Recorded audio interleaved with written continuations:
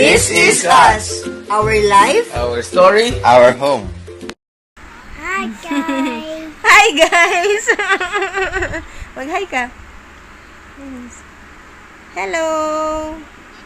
Magpapa-haircut po kami today. The Aiden! Si Aiden lang? Also you also need a haircut. Dutton. Okay. Gavin and Aiden. Okay? Will... Okay. Out. Okay. They will have their haircut today. Yes? Yes, Gavin? Kumakain siya ng candy kasi binigyan ko siya ng vitamin C na chewable. Once a day lang yon. Nangihingi pa siya ulit, so binigyan ko na lang siya ng ibang candy. Actually, kay Aiden to, pang reward ni Aiden to. Pakapakit mo. Okay, we'll see kung magpapa-haircut to. Kasi last time, nagpunta kami doon, sumakay siya doon sa car. Yak! Your laway! Sumakay siya doon sa car, pero hindi naman siya nagpagupit. So, we'll see. Okay? If magpapa-haircut ka, ha? Pero si Aiden, okay sa kanya na magpa-haircut. This is the second time after nung nagpa-haircut siya last time na hindi siya nag-cry. Hi guys! Magpapa-haircut kami today. Kasi tomorrow ay may pasok na. So, para mas neat and clean ang hair ni Aiden. Para hindi kasi naaabala yung pagsusulat niya kasi tumutusok na dun sa hair niya. So, pupunta kami ngayon. And isasama ko si Gavin. Si Gavin kasi hindi ko alam kung bakit ayaw na niya ngayon magpa-haircut. Gusto daw niya sa daddy niya. Hindi naman marunong mag-haircut yung daddy niya. So, punta kami ngayon dun sa hairdresser na nag-gupit talaga kay Aiden. And tingnan natin kung hindi pa rin siya iiyak. Kasi last time, di ba, hindi siya umiyak. So, tingnan natin. Balikat, para mayari na tayo, hindi na kayo. May ikot na eh. O, mag-beep-beep ka. Mayroong ano yan eh. Diba? O, beep-beep.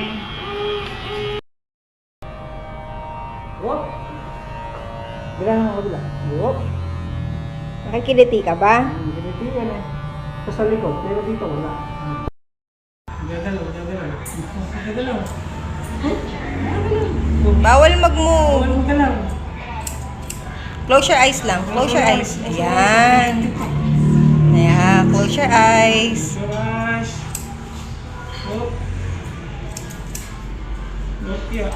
Close your eyes.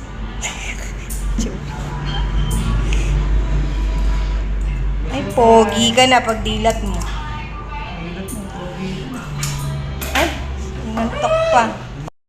Pogi na yan. Ito pa. Nice? Okay? Okay ba? Wait lang. Okay ba? Okay? Last one ah. Ito, bato. Buko. O, huwag kang ano.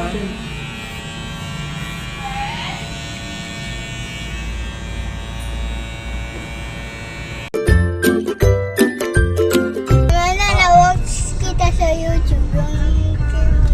Na-watch kita yung mga video mo sa YouTube. Talaga ba? Happy Aiden! School is fun, ano? Ate. School is fun. Na-watch ko yung video niya sa Cool. YouTube. Nakita mo ako, nandun ako. Yan sa video. Hey! Tapos na ang 1 week na school ni Aiden. Say hi! Hi! Ayan. So, ikukwento ko lang guys. I-share ko lang sa inyo.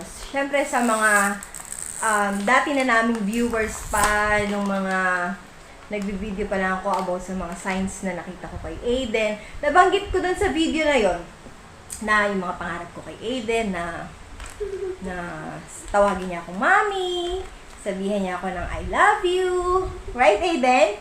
Tapos nabanggit ko din yata doon na ang worry ko kung magkakaroon ba siya ng friends, kung makakapag-aral ba siya sa regular school. And eto na nga, guys! I'm so happy kasi tinanggap siya sa regular school. Actually, may ano naman yun ng teacher niya sa SPED class na mukhang ready na po siya. Ready na po si Aiden na ano. Kasi may focus na siya. Yung sitting tolerance niya okay na.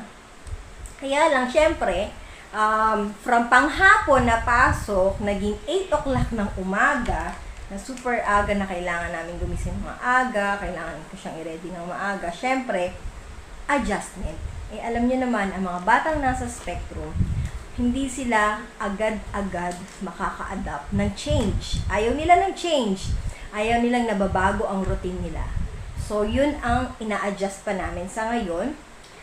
Itong week na to, first week niya sa school, merong mga days, siguro 2 beses, na ayaw niyang pumasok sa room, ayaw niyang bumaba ng car. Pero, ang ginagawa ni teacher, hinahayaan lang muna. Iniiwanan namin siya. Tapos, si teacher na yun nagpapapasok sa kanya sa loob ng room. Para unti-unti, hindi naman pwedeng pilitin. So, unti-unti. Pero, kanina, sabi, kahit si Kuya Guard dun sa school na happy nga daw si Aiden today.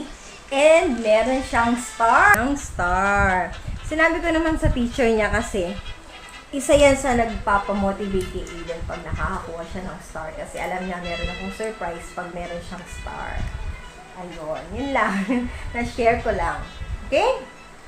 So, yun lang. So, happy ako natapos ng buong week na to. Sana next week, mas sanay na kami and mabawasan na yung mga adjustment namin. Like, yung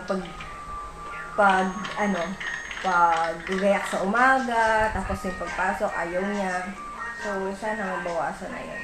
Pag uuwi naman kami, happy naman siya pag sinusundo ko siya. Pero kanina nakita ko na nakikipag-play na siya sa mga ibang bata.